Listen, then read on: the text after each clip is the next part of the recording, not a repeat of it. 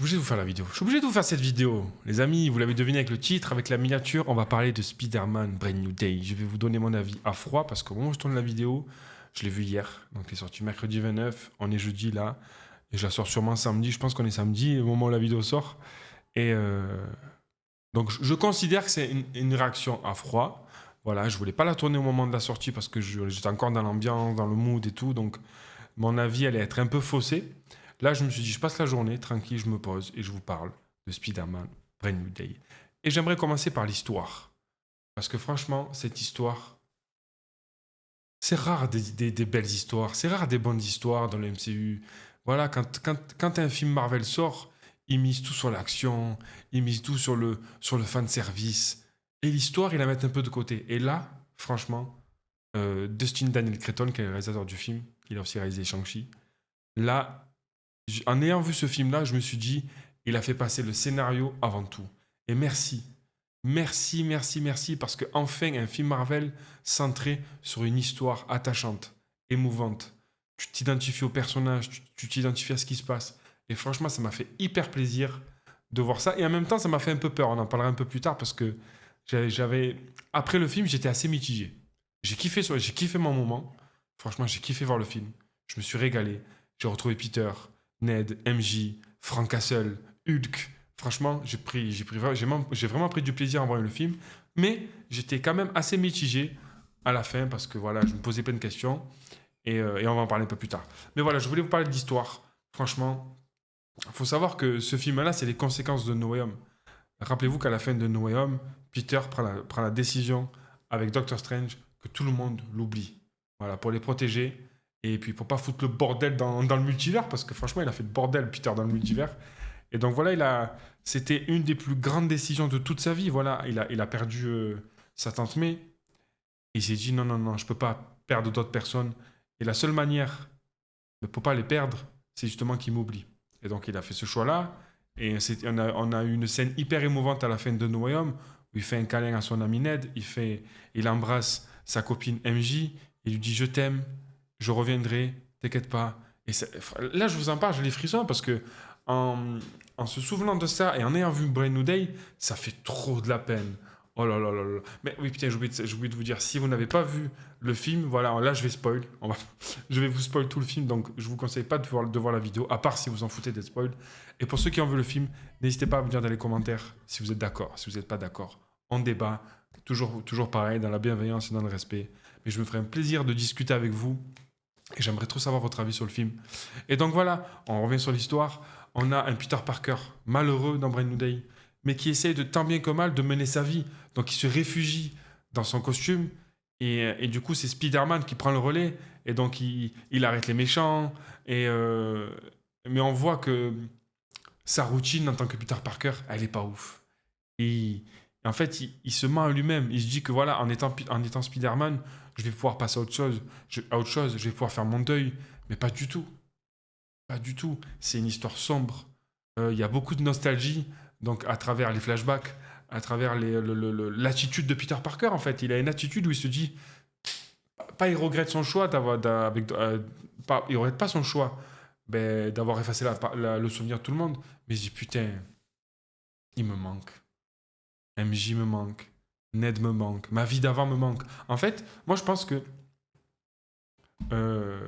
Infinity War, Endgame, Far From Home, No Way Home, il a eu des péripéties de fou, Spider-Man. Vraiment. Et l'espace, et le multivers. Il a eu des péripéties de fou. Et là, on a on a une histoire street level. On a enfin du Spider-Man comics. On a enfin du Spider-Man qu'on a toujours eu depuis les années 2000, du Spider-Man où il est dans New York. Il sauve les habitants de New York.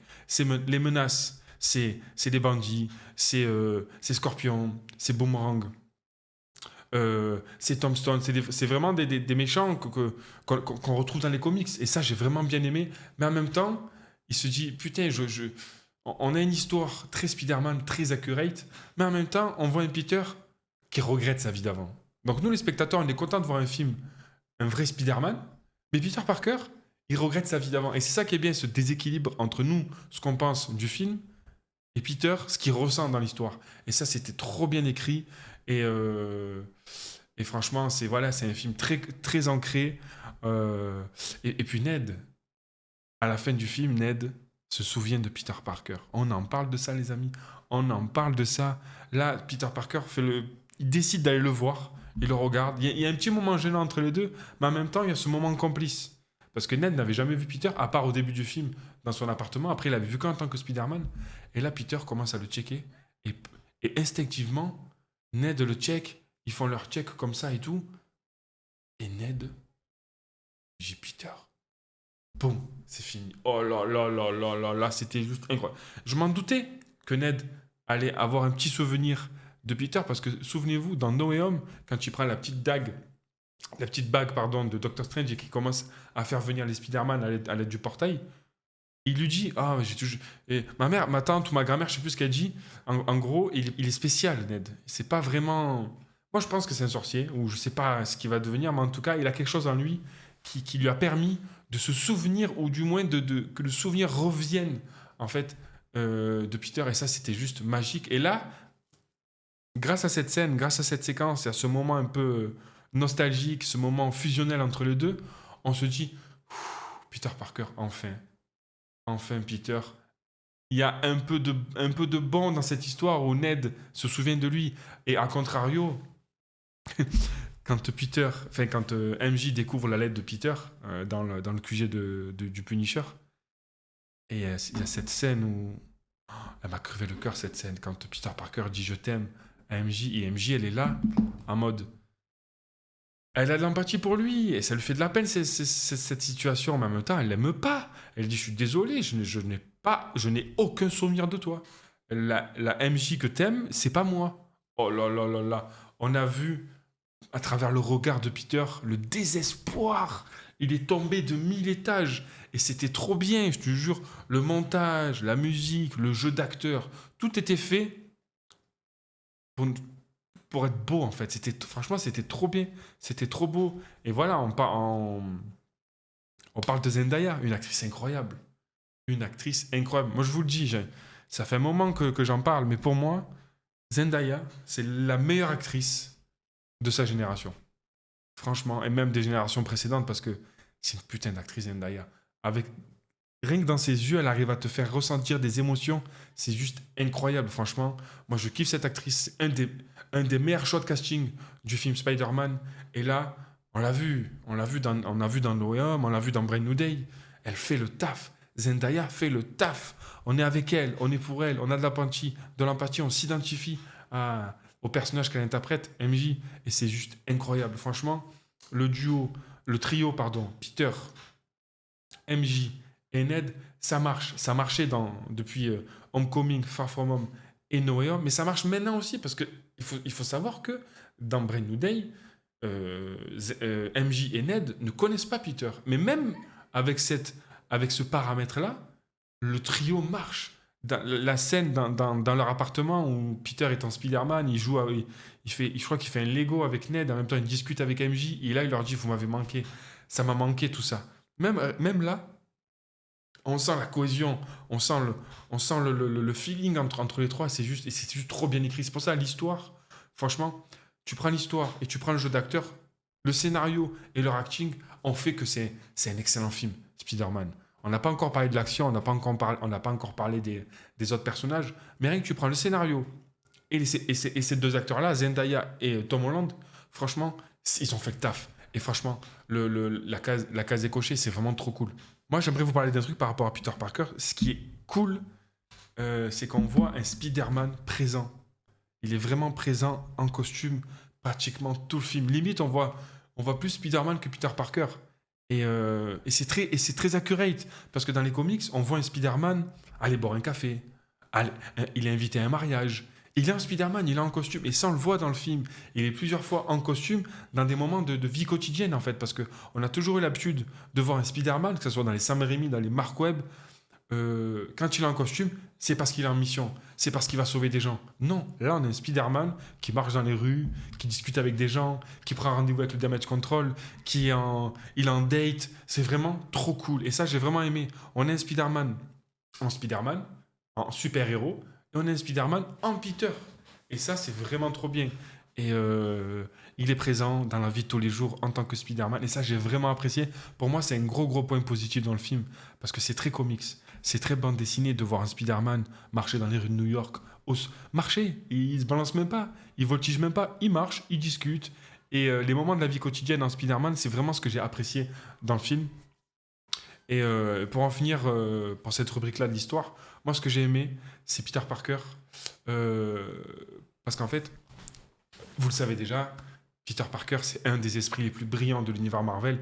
Et là, si je le compare au film précédent, donc au film de Sam Raimi avec Tobey Maguire et au film de Mark Webb avec Andrew Garfield, ce film-là, pour moi, et je parle pas de Homecoming, Far From Home, bien No Way Home, ce film-là prouve que Peter Parker, il est hyper intelligent. Que ça soit technologiquement ou scientifiquement, parce que technologiquement, on le voit, il a hérité de l'intelligence de Tony Stark. Il a vécu avec lui, il a fréquenté, il a combattu auprès de Tony Stark. Et on le voit dès le début, il a son setup avec tous ses écrans. Il a développé une intelligence artificielle. Je crois qu'elle s'appelle Eve ou Eva, je sais plus. Il a développé une genre de Jarvis, mais c'est très minimaliste. C'est pas du Tony Stark où il crée des trucs. Non, c'est très minimaliste. Et c'est ça que j'aime bien parce qu'il y a cet équilibre entre la technologie, l'héritage de Tony Stark et une histoire très street level, très concret, très ancrée dans New York. Donc il y a cet équilibre-là où, ok, il a développé une intelligence artificielle, mais c'est pas non plus un truc de fou. D'accord, même si c'est un truc de fou, mais comparé aux autres Spider-Man et puis à tout le MCU, en fait, là vraiment, c'est juste pour montrer que Peter, il est pas con. Peter, il est très intelligent et il se sert de tout ce qu'il a pu. Il se sert de son expérience pour les mettre au service de son intelligence. Et ça, c'est trop cool. Donc, on a une IA qui lui donne un coup de main, qui trace un peu toute la criminalité de New York. Et puis voilà, il les a gardés, il les a mis dans les yeux. Donc, c'est un peu comme le costume que lui a fabriqué Tony Stark. Donc, tout est dans le masque, en fait. Et c'est trop bien. On a aussi la fameuse machine qui fabrique et qui répare son costume. Franchement, c'est trop bien. Son setup est trop bien fait, ses écrans, tout ça. On a un Peter Parker qui maîtrise sa technologie, qui maîtrise ses créations. Et ça, c'est trop cool. Et c'est aussi un scientifique. Peter Parker, faut pas l'oublier. C'est aussi un scientifique. Quand tu vas voir Bruce Banner et qu'il a compris comment marche son espèce de machine qui lui permet de tenir en stabilité Hulk, il a tout compris, il sait comment ça marche. Et lui, il se pose juste la question, est-ce que ça marcherait sur moi? Et Banner lui dit oui, en théorie. Et là, Peter dit oui, mais si, on peut même fabriquer une puce universelle qui pourrait marcher sur tout le monde. Et là, Banner lui dit oh, ok, en théorie oui, parce que ça dépend qui obtient cette création-là. Et donc, il le met en garde. Et ça, c'est trop bien. On voit un Peter Parker technologiquement avancé, mais en même temps, il y a un équilibre avec le ton du film. Et à côté de ça, c'est un putain de scientifique. Donc, il fabrique cette fameuse puce qui lui permet de contrôler sa mutation. Et franchement, je trouvais l'écriture de cette partie-là, cette notion d'intelligence, de technologie, de science et tout, je trouvais ça hyper bien équilibré. Et franchement, chapeau au réalisateur et à toute l'équipe du film, et aux scénaristes qui ont trouvé cet équilibre entre un film très concret, un peu comme à l'époque, les années 2000, et en même temps, un héritage de Tony Stark, un héritage des Avengers, etc., qui permet à Peter d'être quand même hyper avancé technologiquement. Donc franchement, bravo. Ce que j'ai apprécié dans le film, il y a des choses que j'ai un peu moins aimées, mais ça viendra peut-être plus tard. Parce que, comme je vous l'ai dit, à la fin du film, j'étais très, très mitigé par certains aspects. Mais moi, ce que j'ai aimé, c'est le ton du film, l'ambiance. C'est quelque chose de très froid. Mais en même temps, c'est à la fois froid, donc par la colorimétrie, très bleu, très contrasté. Les noirs sont noirs. Mais en même temps, je trouve le film assez chaleureux. Mais par les personnages, justement, par ce qu'ils dégagent, par leur mindset, leur attitude, leur façon de parler. Donc en fait, je trouve le film à la fois froid. On le voit quand Spider-Man voltige à travers les bâtiments, tout ça. C'est quelque chose de très bleu, très nuageux. Mais en même temps, je trouve quand même le film chaleureux. Il donne envie il donne envie de le voir jusqu'au bout. Voilà, mais en tout cas, l'ambiance, je kiffe. On avait des films dans les années 2000, donc les films de Spider-Man de Sam Raimi, très orangés, très levé du soleil, très crépuscule. On a les films de Mark Webb avec Andrew Garfield, où là, c'est un bleu électrique, voilà, référence à Electro. C'est quelque chose de très glow, très fluo, voilà. Donc, on a cet aspect un peu, cet aspect un peu là. Et on a le film de Dustin Daniel Cretton, qui est un mélange des deux. On a cet aspect un peu orangé, lissé, et cet aspect un peu brut, électrique, bleu. Et donc, moi, je trouve que ce mélange, c'est le mélange parfait. Pour moi, c'est le ton, l'ambiance, la couleur, la lumière. Je trouvais ça hyper bien fait. Mais en même temps, je trouvais ça très naturel, très réaliste. On n'est pas allé dans du truc hyper poussé, hyper artistique. Non, je trouvais ça très fidèle au scénario, fidèle encore à l'histoire. Je trouvais qu'il y a un bel équilibre entre l'histoire, les personnages, Peter Parker, le ton du film. Parce que voilà, quelque chose de froid, quelque chose de bleu, c'est pas quelque chose de très positif. Et en même temps, c'est un peu le cas de Peter. Il sait pas où il en est, il est malheureux, il perd un peu confiance en lui.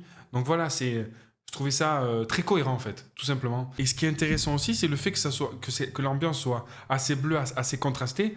Et ça permet à Spider-Man de sortir de l'arrière-plan. Je sais pas si vous l'avez remarqué dans le film, mais quand il est en Spider-Man, déjà, il fait jamais très beau. Le soleil, voilà, il fait jamais très beau pendant le film, donc il fait très gris, très bleu, et en fait, ça permet au costume, du coup, vu qu'il est rouge et bleu, avec les toiles d'araignée noire, ça permet à Spider-Man de sortir de l'arrière-plan. Donc, on dirait il y a un effet de 3D où Spider-Man sort de l'écran, et je trouvais ça hyper intéressant, parce que ça permet à Spider-Man d'être plus mis en avant, et donc il y a un contraste entre lui et le décor. Et ce que j'ai particulièrement aimé aussi, c'est les effets spéciaux. Oh là là, les effets spéciaux, c'était... Franchement, il faudrait que je le voie une deuxième fois pour vraiment confirmer ce que je pense. Mais je trouvais les effets spéciaux hyper bien faits. Pour une fois chez Marvel. Et en fait, c'est bien fait, pourquoi? Déjà, il faut savoir qu'en général, il y a deux types d'effets spéciaux. Il y a les effets numériques, donc c'est quelque chose qu'on rajoute au montage par ordinateur. Par exemple, Hulk, voilà, il n'existe pas Hulk, donc il est rajouté au montage, il est créé synthétiquement, voilà, c'est des images de synthèse, donc c'est des images créées par ordinateur. Et il y a la deuxième partie qui sont les effets pratiques. Donc les effets pratiques, ce sont des choses qu'on construit directement sur le décor. Voilà, par exemple, une explosion de voiture, souvent c'est les effets pratiques, donc on fait vraiment exploser la voiture. Et c'est quelque chose qu'il utilise très souvent Christopher Nolan dans ses films, notamment dans Batman, dans Oppenheimer, dans Tenet, enfin, dans pratiquement tous ses films, il utilise beaucoup d'effets pratiques. Ça permet déjà, des fois notamment dans Tenet, à un moment donné, il y a un avion qui explose, je crois, qui s'écrase. Ça coûtait moins cher d'en acheter un ou d'en louer et de le faire exploser plutôt que de le faire numériquement. Donc des fois, les coûts sont moindres, donc ça leur permet aux productions d'économiser, mais surtout, ça permet aux acteurs d'être dedans. Ça permet et aux acteurs d'être dedans et de vivre le moment, d'être dans de vrais décors, et ça permet aussi à nous, spectateurs, que le film soit plus immersif. Voilà, surtout que si tu t'intéresses un peu au film, quand tu sais que c'est des vrais décors, quand tu sais que c'est des vraies explosions, tu es encore plus dedans parce que tu te dis c'est réel, rien n'est ajouté numériquement. Et donc, ce que j'aime bien dans ce film, c'est très rare dans les films Marvel, il y a beaucoup d'effets pratiques, il y a beaucoup de décors réels. Et ça, c'est ce qu'a soulevé Sadie Sink pendant le tournage, l'actrice qui joue Jean Grey dans le film. Elle a dit, j'étais surpris quand je suis venu sur le set de tournage qu'il y ait de vrais décors. Elle a dit qu'elle s'attendait à beaucoup de fonds verts. Et là, elle est venue, c'était vraiment des vrais murs, de vrais décors. Bon, ça a été construit. La plupart du film n'est pas tourné dans la vraie ville de New York. Quoique oui, il y a beaucoup de scènes, mais quand c'est des intérieurs ou bien quand c'est des extérieurs, il y a beaucoup de décors reconstitués. Mais ça reste quand même de l'effet pratique. Et ça, franchement, chapeau à ce film. Ils se sont dit non, on va essayer d'être le plus réel possible. Donc, une histoire ancrée, un ton vraiment fidèle à la vraie vie et justement un tournage, un set, des décors réels. Et ça, vraiment, j'ai vraiment apprécié que les décors que ce soit des effets pratiques, en fait, tout simplement. Alors là, je suis un peu plus nuancé. C'est dans l'action. Voilà, moi, je kiffe l'action. C'est un de mes genres de films préférés. D'ailleurs, je suis cascadeur, donc vraiment, l'action, c'est vraiment mon truc. J'aime trop, je suis très fan. Mais quand j'ai vu le film, j'ai aimé l'action. Ça va, c'était cool. Mais je me suis dit... Dustin Daniel Cretton, il a fait Shang-Chi, il y a du kung-fu, l'action est bien maîtrisée, les chorégraphies sont belles. Et là, je me suis dit, bof. Voilà. Je vois 3 types d'actions dans le film. Le premier, c'est les scènes de combat. Voilà, donc on va parler de ça. On va prendre la fameuse séquence de combat dans la prison où il y a Spider-Man contre la main. J'ai bien aimé. C'est beaucoup de. Surtout la main, genre les méchants je crois que c'est des ninjas. Il y a beaucoup de scènes de voltige, ça saute et tout. J'ai vraiment aimé. Mais je m'attendais à un peu plus de chorégraphie de combat. Genre, je sais pas comment vous expliquer. Après, Spider-Man s'est battu en Spider-Man. C'était du Spider-Man. Voilà, Spider-Man, il fait pas du kung-fu. C'est pas Deadpool. Voilà, c'est pas Shang-Chi. Il fait pas vraiment d'arts martiaux. Mais je m'attendais à un peu plus de technique, un peu plus de technicité dans les chorégraphies de combat. Parce qu'il faut savoir que je crois que les cascadeurs du film, c'est la Jackie Chan Stunt Team. Donc, c'est une partie de l'équipe de Jackie Chan qui ont participé aux actions du film. Dustin Daniel Cretton vient de Shang-Chi. Donc je m'attendais à un peu plus de chorégraphie, un peu plus de technique dans les chorégraphies de combat. Là, c'était plus des esquives, des sauts, je slide entre les jambes des personnages, tout ça. Donc j'ai aimé, mais je me suis dit, putain, c'est dommage. Je m'attendais un peu plus. Je m'attendais à des combats un peu plus ambitieux, en fait, tout simplement. Donc ça, c'était pour les combats. Ensuite, il y a les scènes de voltige. Oh là là là là là là. Enfin, Spider-Man, MCU, enfin, des scènes de voltige. On en a pas eu. On a un Homecoming où tout se passe au collège, dans le Queens. Il n'y a pas de building là-bas. On a un Far From Home où ça se passe. Ils font un circuit, ils vont à Venise, ils vont à Prague, ils vont en Angleterre, je crois. Il n'y a pas de building là-bas. Donc, c'est pas sujet au voltige. Et on a un OEM où tout... Ça se passe dans la Statue de la Liberté. Voilà, rien n'est propice à ça. Et là, enfin, New York City, ça se passe, il y a des voltiges. Et moi, j'ai trouvé les séquences de voltige très réalistes. Enfin, réalistes, ça n'existe pas dans la vraie vie, mais ils se sont rapprochés au maximum du réalisme parce que je trouvais les scènes très immersives. Franchement, parce qu'il y avait des points de vue à la troisième personne, des points de vue à la première personne, donc du point de vue des yeux de Spider-Man. Et à un moment donné, il y a... Et puis les effets sonores, le bruitage. Quand Spider-Man se balance de toile en toile, on entend les frottements du vent avec le costume. Le truc comme ça. C'était vraiment trop bien. Moi, je trouvais les scènes de voltige très immersives, mais en même temps, pareil que les scènes de combat, je m'attendais à plus de voltige. Parce qu'en fait, je vais forcément les comparer aux anciens Spider-Man. Donc, moi, je trouvais que les scènes de voltige des 3 premiers Spider-Man de Sam Raimi, quand tu les vois, en plus, il sait bien...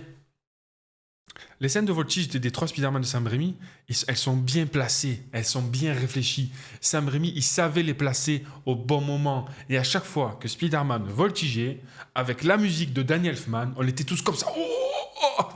Franchement, c'était juste incroyable. En fait, les scènes de voltige de Sam Raimi, elles te procuraient des émotions. C'était waouh, tu te dis waouh.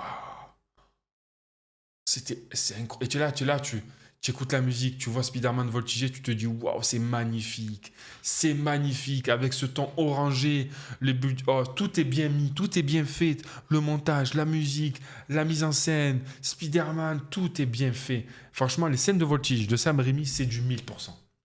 C'est du 1000%. Et pour moi, c'est les meilleurs. Franchement, parce qu'on a Mark Webb après, on a Mark Webb où c'est des voltiges plus organiques, plus technique, plus parcours en fait. On voit un Spider-Man d'Andrew Garfield très, très tactique. Il sait ce qu'il fait, il maîtrise son corps à la perfection. Il fait ça. Franchement, je trouvais ça un peu plus réaliste, un peu plus sensationnel pour le coup. On a un Sam Raimi émotion et on a un Andrew Garfield, enfin un Mark Webb. Il va dans les sensations, lui. Il veut qu'on soit avec Andrew Garfield, il veut qu'on soit avec Spider-Man quand il voltige, il veut qu'on soit avec lui, tu vois. Donc c'était un peu plus immersif, un peu plus sensationnel. Et on a la fameuse scène où, dès le début de Amazing Spider-Man 2, où on voit le générique du début avec le logo Spider-Man, et d'un coup, transition, c'est le dos de Spider-Man qui est en train de tomber en chute libre. Oh là là là là là là là là là là. On voit l'hélicoptère passer, il cède de l'hélicoptère pour voltiger, c'était waouh. Je me suis dit, mais c'est quoi ça? C'est un jeu vidéo, c'est un film? Waouh! Donc on a un Sam Raimi qui met la barre très haute, on a un Mark Webb qui a réussi tant bien que mal, même si Sam Raimi est 100 fois au-dessus, à tenir tête à Mark Webb. Et donc, c'est dur de passer après. Sachant que les 3 films de Spider-Man, donc Homecoming, Far From Home et No Way Home, il n'y avait pas de scène de voltige. Ils ont mis ça dans le 4e. C'est dur de passer après Sam Raimi et après Mark Webb. Donc j'ai trouvé les scènes de voltige. En fait, quand j'ai vu ça, je me suis dit, ça y est, enfin. Et on est en 2026. Donc les technologies, c'est pas les mêmes. Et en plus, il y a eu beaucoup d'effets pratiques. Donc Tom Holland ou bien ses cascadeurs ont vraiment voltigé dans New York. Donc on sent ce côté organique, ce côté réaliste, mais en même temps, il n'y a pas l'émotion. Moi, quand j'ai vu les scènes de voltige de Spider-Man, déjà, il faut savoir que les scènes de voltige, elles étaient pratiquement présentes aussi dans la bande-annonce. Donc, il y a ce côté surprise qui n'est pas là. Voilà, il n'est pas là. En plus, il y avait beaucoup de leaks de Spider-Man. Donc voilà, il y avait pas. C'est peut-être ça qui joue. Il n'y avait pas la surprise. Mais en même temps, quand j'ai vu les scènes de voltige, je me suis dit, ça fait du bien de voir ça enfin. En fait, je me suis dit enfin. Je me suis pas dit, waouh, ça tue. J'ai pas ressenti d'émotion quand j'ai vu les scènes de voltige. J'ai kiffé parce que je me suis dit, ça y est, enfin, ils mettent Spider-Man en train de voltiger de building en building. Mais je me suis dit, j'ai pas cette émotion que j'ai ressentie de Sam Raimi. J'ai pas cette sensation d'immersion que j'ai ressentie avec Mark Webb. Là, les gros points forts des scènes de voltige, c'est les effets sonores. Comme j'ai dit, le frottement de l'air avec le costume, la première personne. Je trouvais ça immersif, mais pas sensationnel, pas hyper immersif. Comme j'ai l'impression de me contredire quand je parle, mais c'est juste pour vous dire que j'ai aimé les scènes de voltige du nouveau Spider-Man Brand New Day, mais en même temps, j'ai pris l'accent anglais, n'importe quoi, je suis nul en anglais. J'ai apprécié les scènes de voltige de Spider-Man Brand New Day, mais en même temps, je les ai pas trouvées si ouf. Voilà. Peut-être que vous allez être d'accord avec moi, peut-être que vous n'allez pas être d'accord avec moi. N'hésitez pas à me le dire dans les commentaires, ça fait toujours plaisir de débattre avec vous. Mais voilà, j'ai bien aimé les scènes de voltige, mais j'ai pas surkiffé. C'était pas le truc que je mettrais en top 3 de ce que j'aimais dans le film, quoi. Donc voilà, les scènes de voltige n'étaient pas ouf. Donc ça, on avait les scènes de combat, les scènes de voltige, et il y a les scènes d'action un peu type poursuite, etc. On a la fameuse scène où dès le début, dès le début, Spider-Man va arrêter le tank qui fonce au damage control. En plus, c'était une des premières séquences qui a leaké pendant le tournage. Je pense que c'était voulu par rapport à la prod, c'est eux qui l'ont mis sur les réseaux. Parce qu'ils ont vraiment tourné dans New York, donc les gens étaient là, ils ont pris des photos et des vidéos. Donc c'est vraiment, ils l'ont vraiment tourné, on sent ce côté réel, on sent ce côté effet pratique, et ça j'ai vraiment apprécié. Donc moi j'ai beaucoup plus apprécié les scènes au sol, les scènes d'action au sol, avec le tank, avec Hulk, etc., plutôt que les scènes de voltige et les scènes de combat. Voilà, donc moi je mettrais ça en premier. On sentait des séquences maîtrisées, une mise en scène vraiment bien réfléchie, on sentait une cohésion, une cohérence. Moi j'ai ressenti ça. Moi j'ai ressenti des séquences beaucoup plus maîtrisées où ils ont réussi vraiment à bien écrire, bien mettre en scène et moi j'ai ressenti ça en fait. Ils ont réussi à nous transmettre ça à travers l'écran, mais j'ai moins ressenti ça avec les scènes de voltige et puis les scènes de combat. Il reste 3 choses, 3 ou 4 je crois. Je voulais parler du duo Spider-Man et Frank Castle. Mais c'est quoi ça? J'étais agréablement de putain de surpris. J'ai vraiment kiffé ce duo. C'était incroyable. Et franchement, j'ai été surpris. Je m'y attendais pas du tout. C'est drôle. C'est attachant. Tu as envie d'être avec eux. Tu as envie d'être la troisième personne, frère. D'être avec eux, de faire la guerre avec eux. Je te jure, c'est trop bien. Et j'ai été surpris parce que on quitte un Punisher. Vous vous rappelez de la série sur Netflix où il tranche des gorges, où il met des balles dans les têtes, où lui saigner, on lui casse des bras, il kiffe ça. On est un Punisher violent, agressif, ténébreux, téméraire. C'est Frank Castle, quoi. On connaît Frank Castle pour ça. Ensuite, on a eu les apparitions du Punisher dans Daredevil Born Again saison 1. C'était bien, mais on sentait un Punisher un peu plus Disneyisé. C'était violent, parce que quand il aide Matt Murdock dans son appartement où il tue tout le monde, franchement, c'était hyper violent. Mais c'était pas au niveau de la série Netflix, voilà, pour être honnête. Et ensuite, on a eu le Special Punisher, où là, c'est un film d'1 heure centré sur le Punisher, une histoire originale, donc vous pouvez ne pas avoir vu les séries, etc. Vous pouvez voir que ça, c'est possible. C'était violent, c'était hyper violent, mais en même temps, c'était hyper coloré. Donc, il y avait cette violence pour les fans, mais ce côté coloré parce que voilà, c'est Disney, c'est Marvel maintenant, c'est Marvel Studios, donc c'est un peu compliqué d'être dans le trash à 100%. Et donc voilà, donc là, dans Brand New Day, donc j'étais habitué à ça. J'ai été habitué à un Punisher Disneyisé, voilà, pour les enfants, etc. Donc là, il faut savoir que le Punisher dans Spider-Man Brand New Day ne tue personne. Il tranche la gorge de personne, tout va bien dans le meilleur des mondes, il tue personne, voilà. Parce qu'après, c'est difficile. Spider-Man, il tue personne. C'est dans ses valeurs, c'est ses principes à lui de prendre les gens, de les mettre en prison. On va pas en face de lui, c'est logique qu'il y ait un Frank Castle qui ne tue pas. Il y aurait une déséquilibre hyper énorme. Et moi, je pense que j'aurais pas apprécié si d'un côté, on voit le Punisher tuer des gens et à côté, Spider-Man juste les emprisonner dans ses toiles. C'est bizarre, c'est pas logique. Donc voilà, on a un Punisher Disneyisé, il tue personne. Mais par contre, il a failli tuer une personne. Et je crois qu'il a. La seule fois où il tire une balle dans quelqu'un, enfin, à part Hulk, bien sûr, il a failli tuer Spider-Man, les gars. Là, j'en rigole, mais j'étais choqué. Et même quand il a tiré, que Spider-Man s'est mis. Parce qu'en fait, il visait Jean Grey. Et quand il s'est mis au travers de la route de la balle, les yeux choqués de Frank Castle, il était choqué. Et masterclass à son jeu d'acteur. Franchement, John Bernthal, il n'y a rien à dire sur son jeu d'acteur. John Bernthal est égal le Punisher. John Bernthal est égal Frank Castle. Donc voilà, ce rôle, c'est sa destinée. Le Punisher, il faut qu'il joue le Punisher toute sa vie. Et voilà, jouer d'autres rôles, oui, parce qu'on l'a vu dans l'Odyssée, c'était incroyable, c'était une masterclass. Mais voilà, pour moi, John Bernthal est fait pour jouer ce rôle. C'est comme RDJ pour Iron Man, c'est comme Chris Evans pour Captain America. Je les mets au même niveau tous les trois. Voilà, je les mets au même niveau. John Bernthal est fait pour jouer le Punisher. Et quand il tire une balle sur Spider-Man sans faire exprès, on voit sa culpabilité, son regret. Oh là là, c'était magnifiquement bien fait. En plus, il était à je sais pas combien de kilomètres de la cible. Et là, ça montre que le Punisher, tu peux pas tester. Le Punisher, tu peux pas tester. Donc voilà, moi, j'ai bien aimé le duo Punisher et Spidey. Et ça fait du bien. Ça fait du bien de voir un Punisher qui sourit. Un Punisher qui va de l'avant. Parce qu'on connaît Frank Castle, il est nourri par la culpabilité. Et il a eu envie plein de fois de se suicider. Et là, on a un Frank Castle. T'inquiète, Peter, je vais t'aider.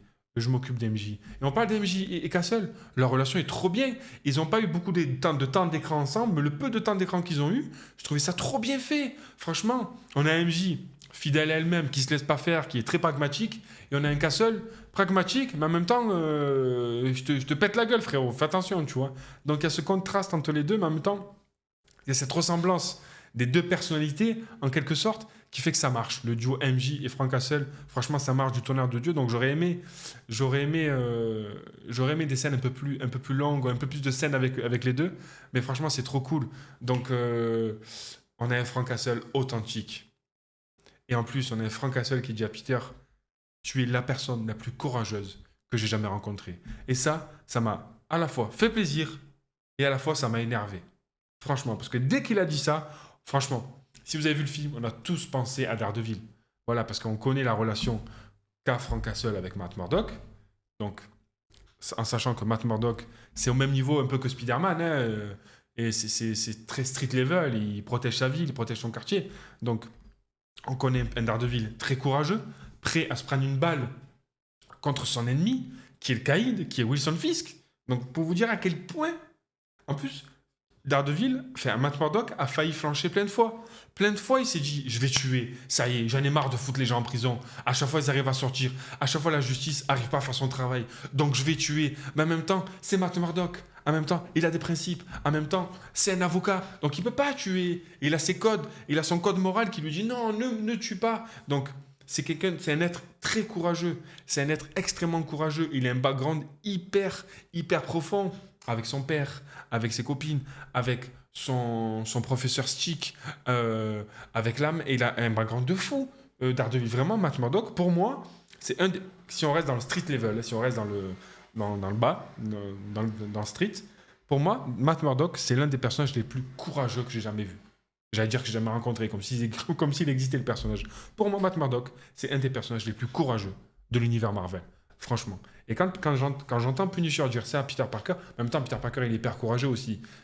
Faire le choix que tout le monde m'oublie, se prendre une balle du sniper, du Punisher, à la place de Jean Grey, Alors que Jean Grey était sur le point de tuer tout le monde. C'est hyper courageux. Mais ça m'a fait bizarre d'entendre dire Castle, t'es très courageux. Après, en même temps, Peter Parker est beaucoup plus jeune que Matt Murdock. Donc, il est un peu plus il y a ce côté innocent, il y a ce côté jeunesse qui fait que. Donc, je comprends je comprends la réplique du Punisher, en même temps, je suis pas d'accord. Voilà, pour moi, euh, Peter, c'est pas la personne la plus courageuse que le Punisher ait rencontrée. Pour moi, c'est Daredevil. Voilà, je vous le dis, je le pose là. C'est pas parce que je suis très fan de Daredevil, non, parce que je suis aussi très fan de Spider-Man, mais voilà, c'est mon avis. Moi, je pense que Matt Murdock est 100 fois plus courageux que Peter Parker. Voilà, je pose ça là. Si vous n'êtes pas d'accord, dites-moi dans les commentaires. Mais en tout cas, voilà, même si, voilà, Daredevil n'est pas aussi connu que Spider-Man, bien entendu. Donc, pour avoir cette réflexion-là, il faut connaître un peu l'histoire de Matt Murdock, etc., ou au moins avoir vu la série.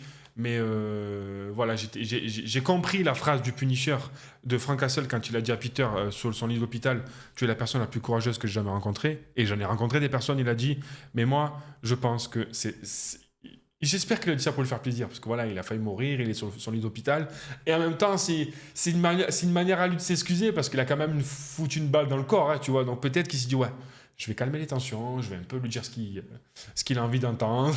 J'espère que c'est ça, mais parce que pour moi, Spider-Man n'est pas plus courageux que Matt Murdock. Enfin, par rapport à la vision de Frank Castle, bien sûr. Donc voilà. Et on parle de la scène de Spider-Man et Punisher vs Hulk.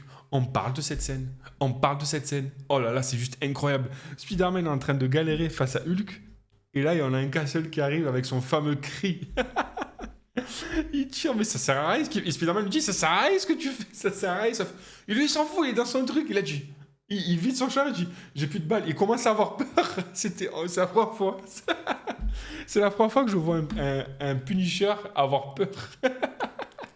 Mais en même temps, tu as vu qui est en face de lui? Il y a Hulk, frère. Il y a Hulk. Qu'est-ce que tu veux faire avec une mitraillette? Et il a dit quoi? J'aurais dû prendre de plus gros flingues.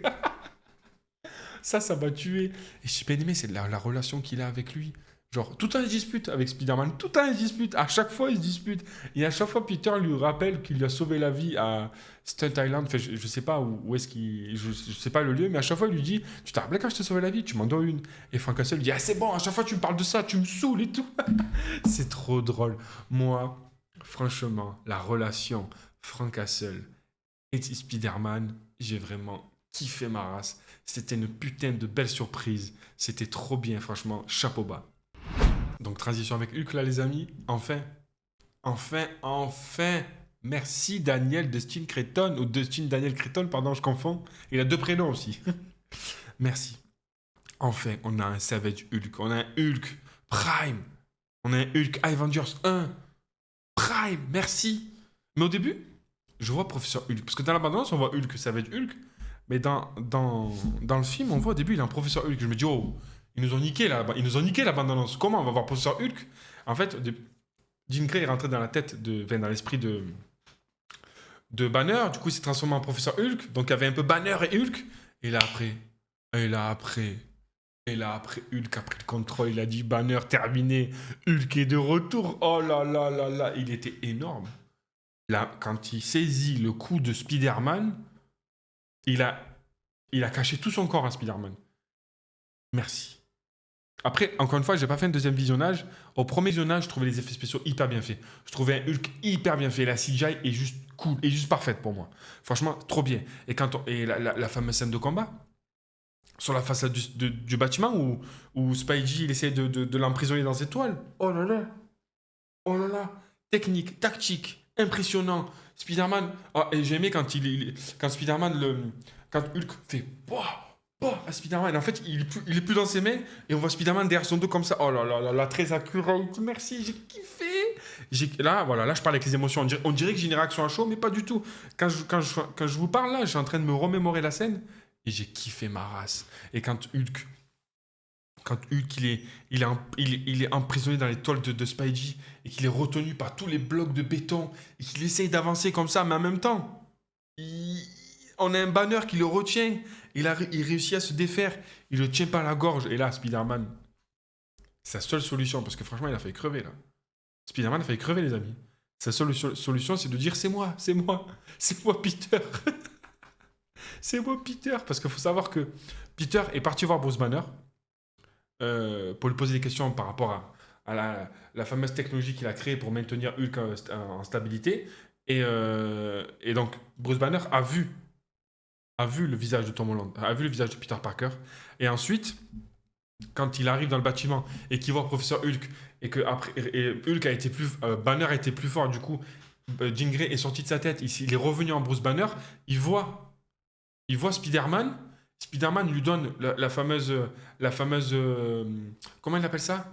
Le fameux gadget qui permet de contrôler la mutation. Donc il dit ouais, c'est universel, vous pouvez le mettre sur vous. Et là, Banner fait le lien entre Spider-Man et la personne qu'il a vue avant, qui lui a posé des questions. Donc il comprend que Peter Parker, c'est Spider-Man. Donc voilà, ça c'est hyper important de savoir. Et donc après, quand Hulk prend le contrôle et qu'il devient Savage Hulk, et qu'il saisit Spider-Man par le cou, que Spider-Man dit c'est moi, Peter, il comprend qu'en fait c'est pas un méchant. Donc là, Banner commence à reprendre le dessus, et boum, il le lâche, il le regarde, il se lâche, il se laisse tomber comme ça. Oh là là, j'ai kiffé. Bon, j'aurais aimé quand même un peu plus de... Tu vois, ils se sont battus dans un espace un peu restreint, dans un des étages de Damage Control, ensuite sur la façade. J'aurais aimé un peu plus de, de, de spectaculaire, genre par exemple au sol, un peu comme dans Superman. Vous voyez dans Man of Steel, quand Superman se bat contre Zod, où ils se défoncent, ils détruisent des bâtiments, j'aurais aimé ça. Peut-être pas détruire des bâtiments, mais en tout cas, je crois qu'ils étaient au pied du bâtiment, il y avait le Central Park. J'aurais aimé une scène dans Central Park où là, Spider-Man balance de toile en toile, on voit Hulk en train de le poursuivre, sauter de bâtiment en bâtiment. J'aurais aimé un truc un peu plus spectaculaire.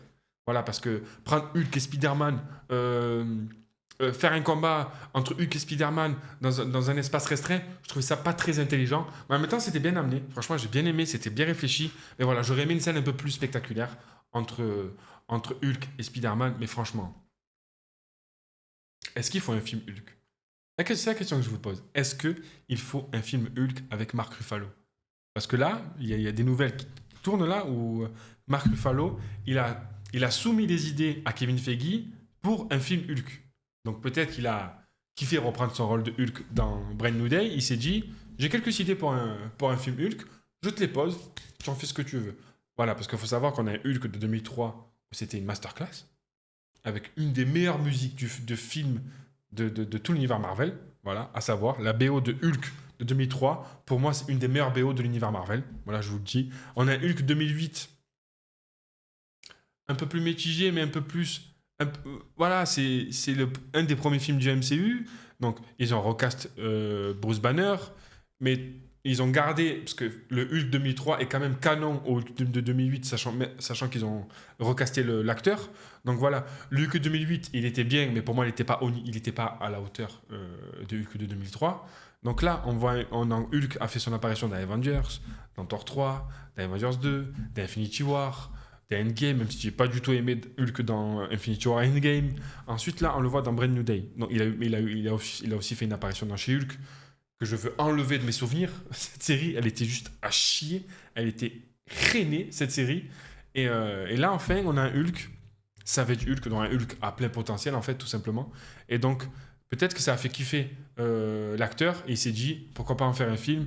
Moi, je pense qu'un film Hulk, ça serait intéressant, mais pas tout de suite. Pas tout de suite. Là, on va voir Avengers Doomsday, on va voir Avengers Secret War, et ensuite, ils vont lancer l'ère X-Men avec la nouvelle phase. Donc moi, je pense que Hulk, ça peut être intéressant, mais je pense que c'est pas le moment. Voilà. Parce que Hulk, il faut savoir qu'il y a World War Hulk, il y a Planète Hulk, et c'est des histoires dans les comics incroyables. J'ai eu l'occasion de les lire, et j'ai vraiment kiffé. Et donc voilà, moi je pense que c'est bien, mais c'est pas encore le moment de faire un film Hulk.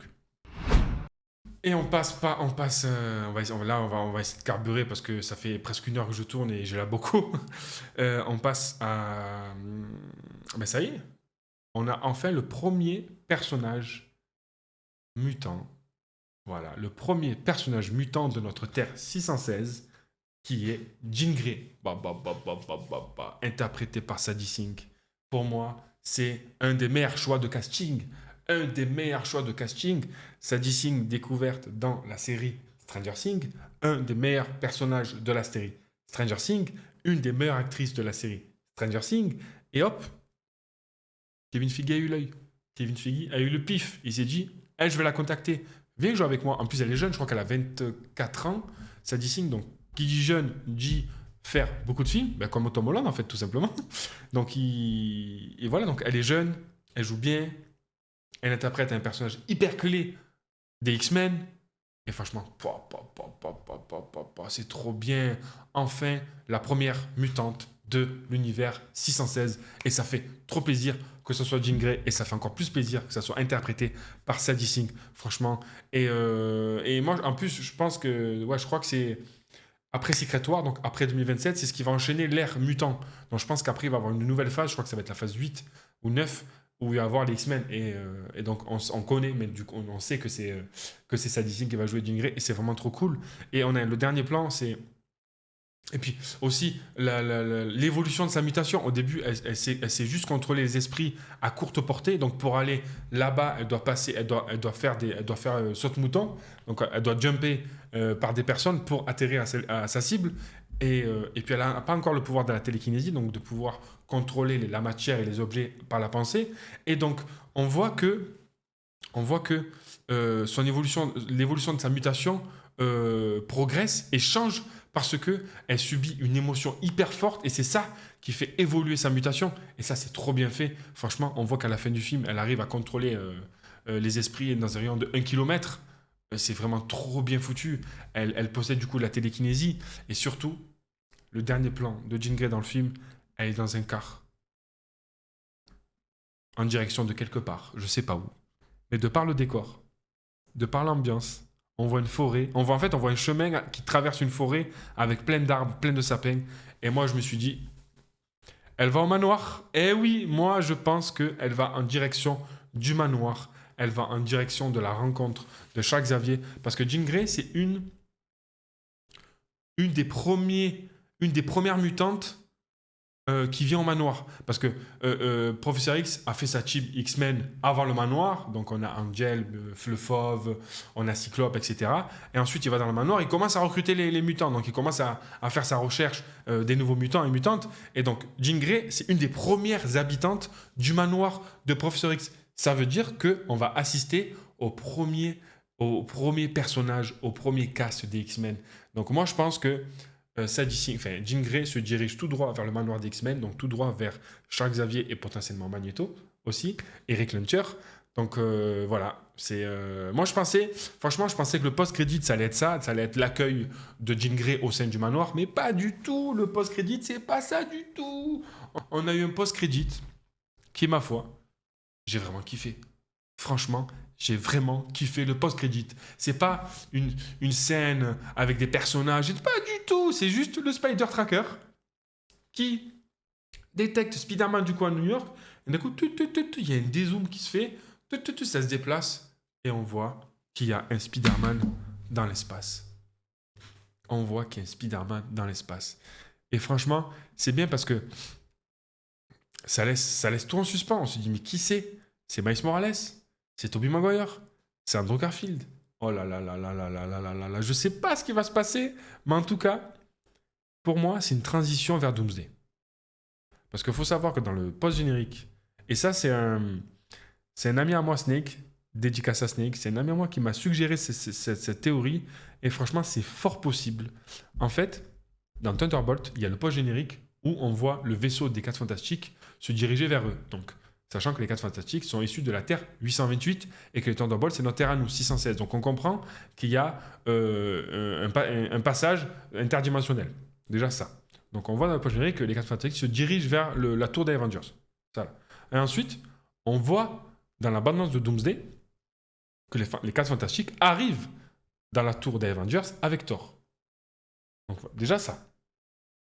Et Snake m'a dit, imagine qu'en fait, quand il y a le Spider Tracker qui détecte un Spider-Man dans l'espace, il faut savoir c'est dans l'espace, c'est pas sur une planète, parce que s'ils étaient sur une planète, on aurait vu la planète. C'est dans l'espace. Donc il m'a dit, imagine en fait, Spider-Man, je sais pas lequel, Spider-Man est dans le vaisseau des 4 Fantastiques, avec les 4 Fantastiques, avec Thor qui se dirige vers les Avengers. Et moi je me suis dit, wow, mais c'est logique en fait. Franchement, Snake, je sais pas comment tu as trouvé cette théorie, mais tu t'es gavé, frérot. Franchement, ça tue. Et moi, je pense que ça, je suis d'accord avec lui. Et donc, il l'a enlevé au montage. Quand on a vu la bande-annonce, il l'a enlevé dans le montage. Spider-Man pour sûrement nous laisser la surprise. Mais peut-être que Doomsday commence comme ça. Donc on voit une grosse bataille.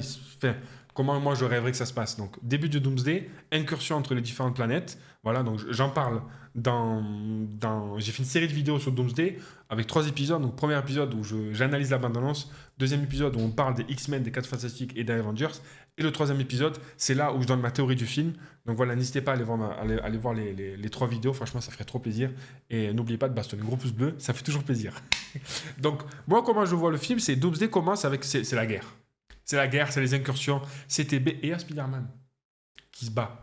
Et boum, les 4 Fantastiques arrivent, ils montent dans le vaisseau, ils fuient l'univers. Peut-être que c'est le Spider-Man de l'univers des 4 Fantastiques. Qui sait? Peut-être qu'à un moment donné, là, il y a une incursion. Il y a une incursion entre la Terre 828 des 4 Fantastiques, entre notre Terre à nous 616 et celle des X-Men, donc la Terre 10005. Il y a une incursion des 3 qui se fait. Et dans la Terre des 4 Fantastiques, ce qu'ils font, c'est qu'ils essayent de combattre un peu l'incursion. Et ils n'y arrivent pas. Mais il y a qui? Il y a les 4 Fantastiques et il y a Spider-Man, qui sait? Et peut-être que Thor arrive parce qu'il sait ce qui se passe. Il a dit venez avec moi, j'ai besoin de vous, on doit réunir une équipe. Et là, il se dirige vers la tour des Avengers. Ça serait juste incroyable. Donc moi, j'ai kiffé le post-crédit parce qu'il te laisse avec des questions. Il te laisse avec 4 mois de questions, avec 4 mois de théorie, parce que dans 4 mois, il y a Avengers Doomsday, et enfin, ils vont répondre à cette question. Donc moi, ce que je pense, c'est qu'il n'y aura pas Spider-Man, Tom Holland dans Doomsday, mais il y aura Spider-Man, parce qu'à la fin du film, il y a marqué Spider-Man reviendra. Donc, reviendra quand? Reviendra dans quel film? Et surtout, quel Spider-Man reviendra? Parce que maintenant, il y a 3 Spider-Man, voire plus peut-être avec le multivers. Donc, pour moi, Spider-Man reviendra, oui, mais pas dans Doomsday, dans Secret War, ou peut-être à la fin de Doomsday ou en post-crédit de Doomsday, donc Spider-Man Tom Holland, là je parlais. Donc peut-être Spider-Man Tom Holland ou dans Secret War, c'est sûr, ou à la fin de Doomsday ou en post-crédit ou quoi, mais il y aura Spider-Man dans Doomsday. Donc je sais pas lequel. Moi, il y a beaucoup de gens qui disent ouais, Tobey Maguire, ou ouais, il y en a beaucoup de gens qui disent Tobey Maguire. Moi je sais pas, franchement, je n'ai pas d'avis là-dessus. Moi, enfin, j'ai un avis, moi je suis un peu contre. Qui est un Spider-Man, Tobey Maguire ou Andrew Garfield, ça y est. Ils ont eu leur film, ça y est. Ils ont eu leur crossover avec Tom Holland dans No Way Home. Khalas. Laissez-les tranquilles, terminares. Laissez-les dans leur univers, ne leur cassez pas les couilles. Moi, je veux pas le voir. Moi, je veux voir Tom Holland. Ou au pire, Miles Morales. Eh oui, Miles Morales, parce qu'en principe, Miles Morales, Spider-Man de Miles Morales, c'est l'héritier de Spider-Man Peter Parker. Donc, moi, je pense que, voilà, on verra pas Tom Holland dans Doomsday, du moins peut-être à la fin ou dans le post-credit, mais on le verra dans Secret War. Donc, qui est ce Spider-Man? Je sais pas. Donc voilà, par rapport au film, franchement, je suis sorti de la salle, je me suis dit, j'ai passé un super bon moment. J'ai kiffé le film. Franchement, retrouver le Punisher, retrouver Savage Hulk, voir un Peter Parker désemparé, en deuil, essayant de faire le bien, essayant de jongler entre sa vie de Peter et de Spider-Man, et même à la fin, il dit « Je suis les deux, je suis Spider-Man et Peter Parker ». On n'en a pas parlé par rapport à sa mutation, tout ça, donc j'ai vraiment aimé ça, cet aspect de Spider-Man, et puis j'ai beaucoup apprécié le scénario. C'est ce qui a fait que j'ai un avis aussi positif par rapport au film, parce que je suis très nuancé sur des trucs, et parce que je me suis dit, ils ont fait un putain de marketing sur le film. Et moi, j'étais hype. Franchement, j'étais hype avant que le film commence. Je stressais parce que je suis très fan de Marvel. Et avant que le film commence, je me suis dit, putain, j'espère que ça va être bien, j'espère que ça va être bien. Et donc, j'avais pas des attentes de fou, je m'attendais pas à des trucs. Mais je me suis dit, il faut qu'il soit à la hauteur. Il faut quand même que le film soit à la hauteur. Moi, après le film, je me suis dit, le film était ouf. Il n'était pas incroyable. Voilà. C'était pas un Spider-Man incroyable. Genre, pour moi, c'était le meilleur des 4. Il était meilleur que Homecoming de Far From Home et No Way Home. C'était le meilleur des 4. Mais il n'est pas à la hauteur des Sam Raimi. Voilà. Spider-Man, Brand New Day n'est pas à la hauteur de Sam Raimi. Même si, malgré que il y ait des choses qui mieux fait, mieux écrit, mieux mis en scène. Dustin Daniel Cretton a fait le taf dans l'action, dans le développement des personnages, dans la mise en valeur des personnages. Et il a fait le taf. Voilà. Il a eu un challenge. Déjà, il a eu un challenge. Il a eu un challenge par rapport à Shang-Chi, c'est de mettre en avant un personnage quasiment inconnu. Et là, il a eu un challenge, c'est de présenter la première mutante dans le MCU. Du moins dans notre univers à nous, 616. Donc franchement, c'est un réalisateur qui aime relever le défi. Ça se voit. Ça se voit. Il a misé sur des faits pratiques. Il a misé sur un Peter Parker très ancré, très accurate. Il a misé sur un Frank Castle un peu plus positif, un peu plus coloré. Il a pris des risques. Et moi, je pense que Dustin Daniel Cretton devrait faire plus de films chez Marvel. Devrait prendre beaucoup plus de place dans cet univers, dans le MCU, et devrait avoir beaucoup plus de responsabilités que seulement 2 films. Donc voilà, j'espère que Kevin Feige a le pif, j'espère qu'il va l'embaucher sur plusieurs films, parce que franchement, il a cet œil. Il a cet œil, et il a ce côté un peu authentique où il amène de l'effet pratique. Stop à la CGI. Et surtout, stop à la CGI mal faite. Donc voilà, moi, je respecte ça. C'est pour ça que je le mets un bon 8 sur 10. Mais en même temps, c'est Spider-Man. J'avais une grosse hype. Je me suis dit, il va valoir 9, il va valoir peut-être 10. Mais j'étais, voilà, peut-être 7,5, 8. Voilà, plutôt 7,5, 8. Mais voilà, en sortant de la salle, je me suis dit, il est bien. Et si tu es mitigé, si tu te poses des questions, c'est qu'au final, il n'était pas si bien que ça. Donc voilà, moi je lui mets un bon 7,5. Voilà, je veux dire 7,5. Voilà, déjà j'ai baissé d'un demi-point là pendant que je parle. Je mets 7,5. Peut-être qu'à froid, je mettrai 7. Et donc voilà, je reste sur 7,5. Dites-moi dans les commentaires si vous êtes d'accord avec moi. Le film est cool. Le film, il est kiffant. Le film est sensationnel. Mais voilà, il y a de l'émotion parce que tu t'attaches à Peter Parker, mais c'est tout. C'est tout. Dans les scènes d'action, dans les scènes de voltige, Jean Grey, je n'ai pas réussi à m'attacher à elle de par les flashbacks, son background, tout ça. J'ai pas réussi à m'attacher au personnage. Donc voilà, j'ai vraiment aimé le film, mais il n'était pas à la hauteur de mes attentes. Donc c'est pour ça que je lui mets un 7,5, même si 7,5 c'est une très bonne note. Et voilà, c'est la fin de cette vidéo. J'espère que ça vous a plu. Si c'est le cas, venez pas se tourner un gros pouce bleu en l'air. Abonnez-vous à ma chaîne YouTube, l'Artichaut. Ça fait toujours plaisir et ça donne de la force. Là, je suis pratiquement à 1 heure de vidéo. Franchement, je me suis dit 30 minutes, mais j'ai eu la beaucoup. Donc, si vous êtes encore là, c'est que vraiment, vous êtes des fidèles, ça fait trop plaisir. Donc voilà, abonnez-vous. Je suis aussi présent sur Instagram. Voilà, n'hésitez pas à me follow. Dites-moi dans les commentaires ce que vous en pensez.